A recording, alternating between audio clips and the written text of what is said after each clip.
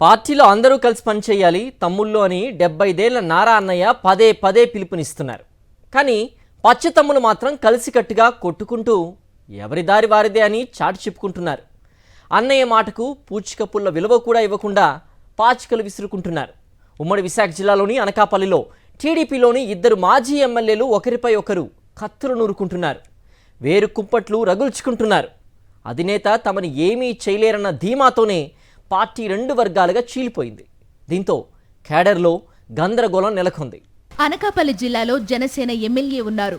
ఇక్కడ టీడీపీకి సంబంధించి 2 మాజీ ఎమ్మెల్యేల మధ్య అన్యోన్య వైరం ఉంది. టీడీపీలోనే సీనియర్ నేతల్లో ఒకరైన మాజీ మంత్రి దాడి వీరభద్రరావు, మరో మాజీ ఎమ్మెల్యే పీలా గోవింద్ సత్యనారాయణల మధ్య పచ్చగడ్డి వేస్తే భగ్గుమంటోంది.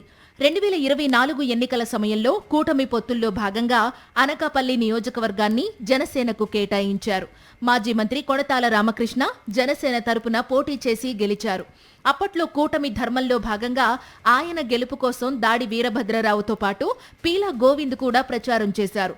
చిన్న ట్విస్ట్ ఏంటంటే పీలా గోవింద్ అయితే కొణతాలకు వరుసకు వియ్యంకుడు కూడా. దాడి వీరభద్రరావుకు మాత్రం కొణతాల చిరకాల ప్రత్యర్థి. గత ఎన్నికల అనంతరం తన వర్గాన్ని పూర్తిగా పక్కన పెట్టేస్తున్నారని దాడి వీరభద్రరావు మహాకోపంగా ఉన్నారు. ఈ మధ్య చంద్రబాబు నాయుడు అనకాపల్లి వచ్చినప్పుడు పీలా గోవింద్ భూములు కబ్జా చేస్తూ పార్టీ పరువు తీస్తున్నారని దాడి ఫిర్యాదులు చేశారు. అటు పీలా కూడా దాడి వీరభద్రరావు గ్రూప్ రాజకీయాలు చేస్తూ పార్టీని దెబ్బతీస్తున్నారని చాడీలు చెప్పారు.